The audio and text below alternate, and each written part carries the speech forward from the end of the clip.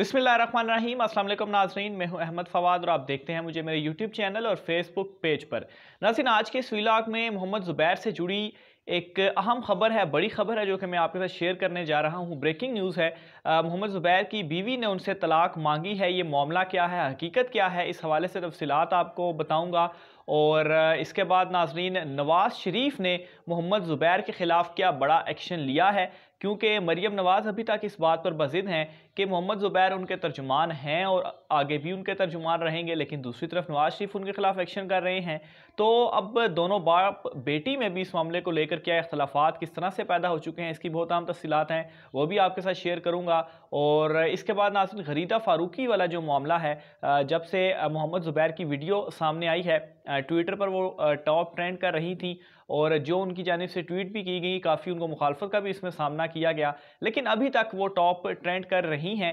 और कुछ लोगों की जानिब से इस मामले के ऊपर बड़ी मुनाफकत भी सामने आई है, उसकी तफसीलात भी आज के इस व्लॉग में आपके सामने में रखने जा रहा हूँ। तो सबसे पहले नाज़रीन, व्लॉग का आगाज़ غریدہ फारूकी वाले मामले से ही करते हैं, फिर उसके बाद मज़ीद तफसीलात की तरफ बढ़ता हूँ। तो मामला कुछ इस तरह से शुरू हुआ था कि जो एक ट्वीट आई और फिर उसके बाद उनकी मुखालफत जो है वो शुरू हो गई, और बहुत सारे लोग غریدہ फारूकी के हक़ में भी सामने आए। थोड़ा सा देखा जाए तो ठीक है, غریدہ फारूकी ने जो मामला कहा तो करैक्टर असैसिनेशन जो है वो नहीं होनी चाहिए। इस मामले के ऊपर मज़म्मत غریدہ फारूकी के हवाले से होनी चाहिए, ये चीज़ नहीं होनी चाहिए। बहुत सारे लोगों का इख्तलाफ, मेरा अपना भी इख्तलाफ है, आप नाजरीन जो देखने वाले हैं वो भी غریدہ फारूकी के हवाले से आपका भी उनके साथ इख्तलाफ होगा, लेकिन जहाँ तक करैक्टर असैसिनेशन की बात है तो वो चीज़ नहीं होनी चाहिए, इसकी मज़म्मत होनी चाहिए। लेकिन बहुत सारे सहाफ़ियों की जानिब से भी और बहुत सारे लोगों की जानिब से भी इस मामले के ऊपर मुनाफ़कत किस तरह से खुलकर सामने आई है, वो इस तरह से सामने आई है कि बहुत सारे लोग जो हैं, जो आजकल غریدہ फारूकी को डिफेंड कर रहे हैं, वो कह रहे हैं कि ऐसा नहीं होना चाहिए। वही जो लोग हैं, जब शिफा यूसुफजई वाला मामला एक सामने आया था और असद तूर वाला मामला, तो उस वक्त असद तूर की जानिब से भी कुछ ऐसे ही जो बड़े घटिया किस्म के, मैं कहूँगा कि अल्फाज इस्तेमाल किए गए थे, जो भी उसका पस मंज़र था या जो भी था, उस तरह के अल्फाज इस्तेमाल नहीं होने चाहिए थे। तो उस मामले के ऊपर ये लोग कहाँ थे उस वक्त, ये लोग क्यों नहीं बोले? हालांकि जब शिफा यूसुफजई FIA में गई और उसके बाद नोटिस वगैरह हुए तो असद तूर इस्लामाबाद हाई कोर्ट में चले गए, तो उस वक्त बड़ी मुखालफत हुई और ये कहा भी गया कि असद तूर के साथ लोग खड़े हुए कि आज़ादी सहाफ़त की ये खिलाफ वर्जी है, तो ऐसा नहीं होना चाहिए। तो क्या अभी फिर आपको आज़ादी सहाफ़त की खिलाफ वर्जी याद नहीं आ रही कि जब غریدہ फारूकी के साथ यही चीज़ें सारी हो रही हैं, तो उस वक्त आप कहाँ पर थे? उस मामले के ऊपर तो आज़ादी सहाफ़त आ गई थी और शिफा यूसुफजई के साथ उस वक्त उस तरह से ये लोग जो थे वो नहीं खड़े हुए थे। लेकिन जब मामला आ जाता है غریدہ फारूकी के हवाले से, क्योंकि ये इनकी जो सोच है ये आपकी सोच से मिलती है और ये प्रो हैं आपकी सोच के, तो इनके ऊपर जब ये चीज़ आई तो तब आपने बोलना शुरू कर दिया और आप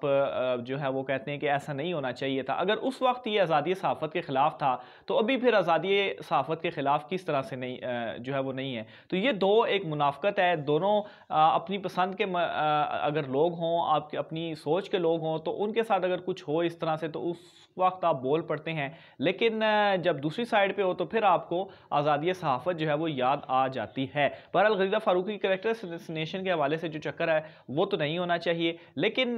मामला जो है वो देखना भी चाहिए कि अगर वहाँ पर आप नहीं कर रहे, यहाँ पर कर रहे हैं, तो ये मुनाफ़कत एटलीस्ट नहीं दिखानी चाहिए। दूसरे नंबर पर नाज़रीन मैं आता हूँ कि किस तरह से मोहम्मद ज़ुबैर साहब की अहलिया ने उनसे तलाक मांगी है। तो इस हवाले से मंसूर अली खान साहब की जानिब से एक बड़ा दावा सामने आया है। उन्होंने दावा किया है कि उन्होंने मोहम्मद ज़ुबैर से रब्ता किया है और उस रब्ते के दौरान बहुत सारी उनके साथ उनकी बातें हुई और उनमें से एक बात उन्होंने बताते हुए कहा कि जब उन्होंने उनसे ये सवाल किया कि क्या आपकी फैमिली आपके साथ है, तो मोहम्मद ज़ुबैर साहब ने उस वक्त उनसे क्या कहा? उन्होंने कहा कि एक मरतबा इस तरह से हुआ कि कोई एक शख्स था, वो उनके घर आया, उनसे उन्होंने मुलाकात की और उस मुलाकात के दौरान उस शख्स ने बड़ी कोशिश की और कायल करने की उन्हें कोशिश की मोहम्मद ज़ुबैर साहब को कि आप मुस्लिम लीग नून को छोड़ दें और आप पाकिस्तान तहरीक इंसाफ में शामिल हो जाएं, क्योंकि मुस्लिम लीग नून तो अब ख़त्म हो चुकी है, मियाँ साहब के भी जो है वो मामलात देख लें ख़त्म हो चुके हैं, तो इसलिए आप पाकिस्तान तहरीक इंसाफ में शामिल हो जाएँ। आपके भाई देखें असद उमर साहब, वो भी पाकिस्तान तहरीक इंसाफ में है, तो आप ऐसा करें, आप भी पाकिस्तान तहरीक इंसाफ में शामिल हो जाए। तो उस वक्त मोहम्मद ज़ुबैर ने क्या किया कि अपनी अहलिया को बुलाया और अपनी अहलिया से कहा कि ये शख्स मुझे इस तरह से कह रहा है। तो उनकी अहलिया ने उस वक्त कहा कि अगर आप मुस्लिम लीग नून को छोड़ते हैं तो आप ऐसा कर लें कि आप मुझे तलाक दे दें। तो ये असल में नाज़रीन वहाँ पर उस वक्त मामला पेश आया, और इसका मतलब ये है कि किसी सूरत भी वो मुस्लिम लीग नून को छोड़ने नहीं चाहते और वो ना ही छोड़ेंगे, और पहले भी उनका ये मौक़िफ़ था और अभी भी उनका ये मौक़िफ़ है। और जहाँ तक बात है कि फ़ैमिली उनके साथ है या नहीं है, तो उन्होंने कहा कि आप इस बात से अंदाज़ा लगा लें कि फ़ैमिली मेरे साथ है या नहीं है। इसका मतलब यही है कि फ़ैमिली उनके साथ मौजूद है, और ये जो उनके ऊपर टाइम गुजर रहा है, ये इस तमाम तर वाक़े में उनकी फ़ैमिली उनके साथ मौजूद है। हालांकि नाज़रीन अगर वीडियोस में आप देखा जाए तो जो एक तफ़सीलात सामने आएंगी किस तरह से गवर्नर के ओहदे का उन्होंने गलत इस्तेमाल किया, लड़कियों को जॉब का झांसा देकर उनके ख़िलाफ़ उनके साथ जो है वो ये उन्होंने काम किया, तो वो तो गलत है ही। उसके ख़िलाफ़ अभी तक पता नहीं इंक्वायरी क्यों नहीं हो रही, तहकीकात क्यों नहीं हो रही, फ़ॉरेंसिक जो है वो सामने आई थी, उस वाले से मैं एक व्लॉग आपके साथ जो है वो कर चुका हूँ। बहरहाल ये जो है वो असल तलाक वाला मामला हुआ, जो कि मंसूर अली ख़ान साहब जो है एंकर पर्सन एक्सप्रेस के, उन्होंने अपना जो है वो ये तमाम तर मामला बताया। आखिर में नाज़रीन नवाज़ शरीफ और मरीम नवाज़ के खिलाफात के हवाले से मैं बात करता हूँ मोहम्मद ज़ुबैर के इशू के ऊपर। तो मामला इस तरह से हुआ है कि जब से ये वीडियो स्कैंडल सामने आया है, उसके बाद नवाज़ शरीफ ने क्या किया, हालांकि एक्सप्लेनेशन दी गई है मोहम्मद ज़ुबैर की जानिब से दोनों को, और एक्सप्लेनेशन क्या दी गई कि ये वीडियो जाली थी और प्रोपेगेंडा किया जा रहा है और ये और वो सारा, ये इसी तरह की जो एक्सप्लेनेशन थी वो मौजूद थी। और उसके बाद फिर एक इजलास भी हुआ जिसमें ये बात सामने आई कि मरीम नवाज़ चाहती हैं कि वो मतलब एक ग्रुप है वो चाहता है कि मोहम्मद ज़ुबैर इस्तीफ़ा दे दें, और एक ग्रुप है कि वो ये चाहता है कि मोहम्मद ज़ुबैर से इस्तीफ़ा ले लिया जाए तब तक जब तक ये मामला हल नहीं हो जाता, तब जब तक वो मोहम्मद ज़ुबैर इस मामले से क्लियर नहीं हो जाते। लेकिन खैर अभी तक दोनों में से कोई, चूँकि दोनों इस्तीफ़े पर तो राज़ी थे, बहरहाल अभी तक इस्तीफ़ा भी सामने नहीं आया। और मरीम नवाज़ ये कहती हैं कि अब मोहम्मद ज़ुबैर जो थे वो उनके तर्जुमान हैं और तर्जुमान रहेंगे। अब इस तमाम तर मामले के ऊपर नवाज़ शरीफ ने क्या किया, और ख़ास तौर पर ये नज़र भी आ रहा है कि मुस्लिम लीग नून की जितनी भी सरगर्मियाँ हैं उनमें मोहम्मद ज़ुबैर आउट है। ना कोई इजलास, ना प्रेस कॉन्फ्रेंस, तो खैर मीडिया में तो वैसे ही वो नहीं आ रहे, लेकिन किसी किस्म की सरगर्मी में भी वो हिस्सा नहीं ले रहे। और नवाज़ शरीफ ने एक तो उनके ऊपर बरहमी का भी, सोर्सेस ये कह रहे हैं इस मामले के ऊपर बरहमी का भी इजहार किया, और उनको इन तमाम तर मामलात से आउट भी रखा। तो आउट ज़ाहिर सी बात है रखा है, तो इसी वजह से ही वो अभी तक किसी भी एक्टिविटी में शामिल नहीं हो रहे। लेकिन दूसरी तरफ मरीम नवाज़ ये कह रही हैं कि वो अभी भी उनके तर्जुमान हैं, और ये इख्तलाफ है इन दोनों के दरमियान कि एक तरफ